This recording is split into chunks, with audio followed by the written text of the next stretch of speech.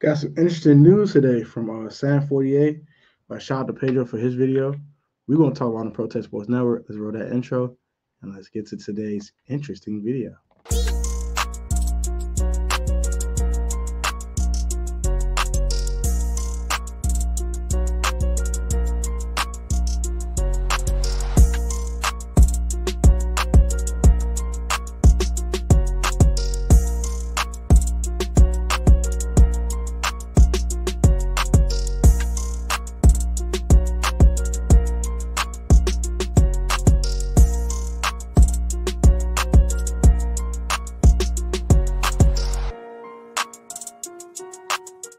What up, y'all? Welcome back to the Protest Sports Network. Your boy Tone. I'm back with another video. Thanks for God. I'm going to right now. God, open door. Or got your name prayer. Amen. Today's video.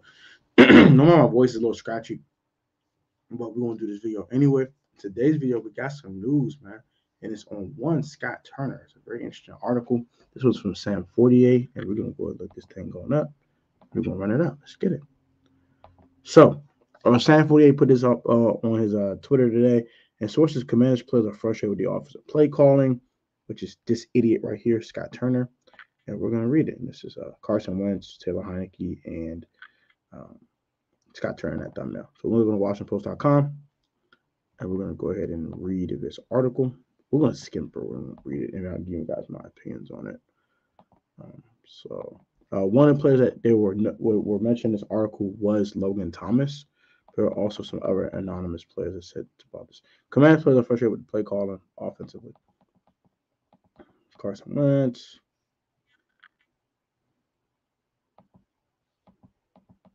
In the Washington Commanders locker room Sunday, players simmering frustration with offensive coordinator Scott Turner's play calling and boiled over. That's why the offense didn't have a spark in a 24-10 loss to Cleveland Browns. One veteran said, ask the play caller. So even the Browns like, dang, play caller, man. Play caller sucks. Later, Titan Logan Thomas asked if he bought the play caller and put players in the best position to succeed. The way I put it is, we got so much talent, we should be scoring more points than we have been, he told reporters. Not other commanders who spoke on the condition of anonymity, which is anonymous, to be candid about a coach, expressed frustration with the play calling. They complained about predictability, the abandonment of a game plan versus Cleveland, and Turner's tendency to deviate from plays that are working, which several players described as the coordinator outsmarting himself. They suggested Browns defenders had anticipated their plays in the loss and that effectively ended the Commanders' season. Next gen tracks get off the average time it takes a rusher to cross the line of scrimmage against Washington. Cleveland's get off was 0.79 seconds, the fifth quickest rate by any team in any game this year.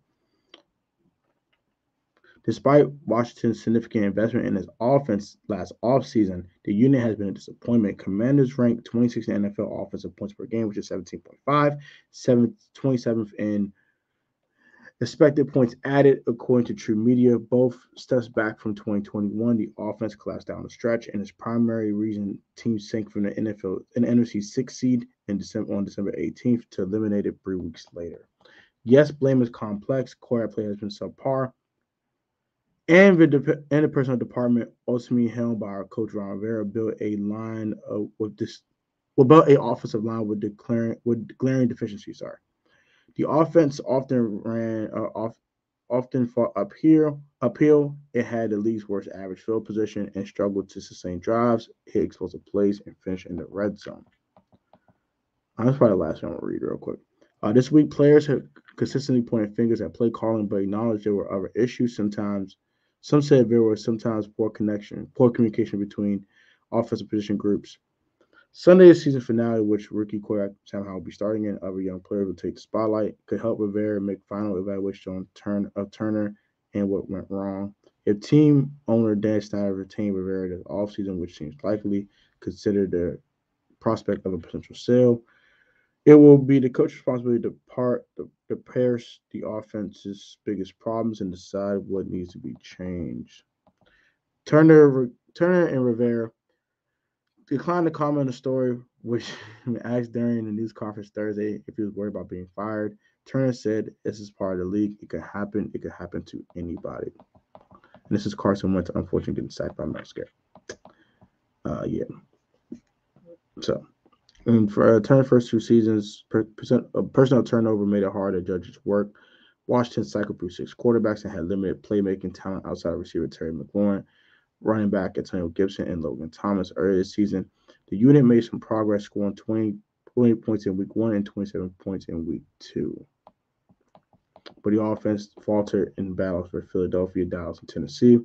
In week 6, a 12-7 win over Chicago. Thursday Night Football analyst Ryan Fitzpatrick criticized Turner's scheme, saying it was contrasted with the adaptable, player-friendly schemes popular around the NFL. This is a plug-and-play system. Fitzpatrick, who played briefly in Washington in 2021, said they're not going to dial plays that make up something that will suit Carson's game, or maybe something that will suit Terry's game, getting the ball early. Once Washington turned to Taylor Heineke had a finger injury of Carson Wentz, turning into the identity of offense, with developed 4-game winning streak in 2021, running downhill and throwing off play action. The Commanders were much more competitive and pulled off a major upset, defeating the Philadelphia Eagles on the road. 2 weeks later, against the Falcons, people say the Commanders' first drive was an example of Turner at his best. His first play called play action off a concept duo. I asked about it. I ain't reading no more. So, basically, players called out Scott Turner on his crap. Also, Ryan Fitzpatrick called out Scott Turner for being predictable and for his plug-and-play system. Logan Thomas said we should be scoring more points than we have been. So, my conclusion on this after reading this article and also doing my own research, and also love Scott Turner for what he is, and doing other reaction videos about Scott Turner, talking about Scott Turner all season, talking how Scott Turner is not a good offensive coordinator, I will conclude that he needs to be fired, and I think he will get fired. I believe that Scott Turner is not it. I don't think he's a good offensive coordinator. He does have good play scheming, but he does not fit his players to the scheme, or he doesn't have the scheme fit the players. He tried to fit his players to the scheme, which causes the players to fail. Terry McLaurin should have 1,500 yards this year. He does not. Carson Wentz should have looked a lot better than he did, but he did not. It's because of Carson also. I'm not going to blame it totally on Scott, but Scott Turner contributed to Carson Wentz's failure here. Taylor Heineke could have been a little bit better with better play calling by Scott Turner. Brian Robinson would be a 1,000-yard rusher if it was better play calling. A lot of things could happen. This offensive line could have looked a lot better with better play calling, dude. This line does stink, though. I'm not going to absolve that. The line sucks. Carson was bad at times. He was absolutely horrendous last Sunday. He was absolutely horrendous in both division games versus the Eagles and Cowboys this year. And he was good against the Tennessee Titans until the pick. But I would not absolve Carson completely because Carson has to play better. And he should have played better this year. And I think he's going to probably be long gone to this year. And I think his NFL career is over. I talked about that. I think Wentz is done in the league, but not here nor there. As for Heineke, I do think he'll parlay this into a starting job. If he looked this decent with a guy as bad play calling as Scott Turner is, imagine who would have a better offensive coordinator. So I think he's going to parlay this to another better backup job or even a possible starting job in the National Football League. And it's going to be whoever the quarterback is going to be Sam Howell or a drafted QB this year, or even a veteran like a Gardner Minshew, something like that, or it won't be Lamar or Derek Carr. I don't believe Derek Carr is going to be very, very coveted, so I don't think we're going to be able to pick up a guy like Derek Carr, but maybe a guy like Minshew or something like that back in the Powell. Whoever the quarterback room is going to be, they're going to need a better coordinator, and I think that coordinator could be a guy like Eric Bieniemy, someone like that. I think Bieniemy's looking to be a head coach still, though, but maybe he might be able to spread his wings away from Andy Reid and possibly show why he's a good offensive coordinator for real and not just be all in the coattails of Andy Reid. That's why he's good. So maybe a guy like that, maybe a guy like Ben Johnson, the Detroit Lions offensive coordinator, maybe one of these good quarterbacks coaches out there that could be an offensive coordinator somewhere. Just anyone but Scott Turner. He's not it. He sucks. He's the worst play caller I've ever seen in my life. I can call plays better than Scott Turner. As Ballin BNG, my boy Jalen Morgan says, Scott Turner just asks Madden. That's what he does. He asks Madden, man. So I'm tired of Scott, man. I want him out of here as quick, as fast, and hurt as possible. that I do want a new offensive coordinator. What are your thoughts on Scott Turner? Do you think he should be gone? Do you think, he deserves another shot? What are your thoughts on Scott Turner and what we should do at the offensive coordinator spot this offseason? And do you even think Ron Rivera will survive this year as well? I'll reveal about that tomorrow before the game as well.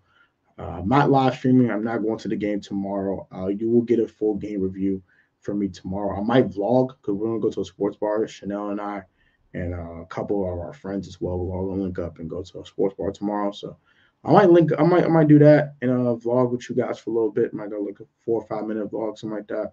So you might expect that tomorrow. So sometime did the Pro Tech fan meetup at the Proper 21 location in K Street. Might go ahead and pick a sports bar for us all link up at and kick it at. And hopefully the Commanders don't get embarrassed and get absolutely dog walked by the Dallas Cowboys tomorrow. That would be great. Hope the game's competitive. And Sam Howell plays well. But that's going to do it for me, man. Like, comment, subscribe to the channel. Also, guys, have a great one. Be easy, be safe, and stay blessed. Also, always going to get the most athletic talent in sports. Choice on fresh on field technically sound. You will also like talent. Let's perform with dedication, man. Pro Tech fan show. Always have a great one, guys. Let me know what you got thinking in this comment section down below about Scott Turner, the article that was released by Sam 48. And until then, I will see you guys tomorrow for a quick video about Ron Rivera. Why the hell he should get the heck out of here. And we will have all of that stuff tomorrow for you guys, and plenty of off-season content for you. Starting on Monday, draft prospects. I'll give you guys more updates on what I want to do this year with the channel, and also what I'm gonna be doing on my Patreon and a bunch of other stuff as well. So you guys are gonna get an update live stream Monday, probably like at 6:30, 7 p.m. So come check that out on the channel. I have plenty of updates for you guys about what I want to do with the channel this year. I'm expanding this to maybe a more NFL channel, a separate NFL channel, or maybe keeping the NFL content on here.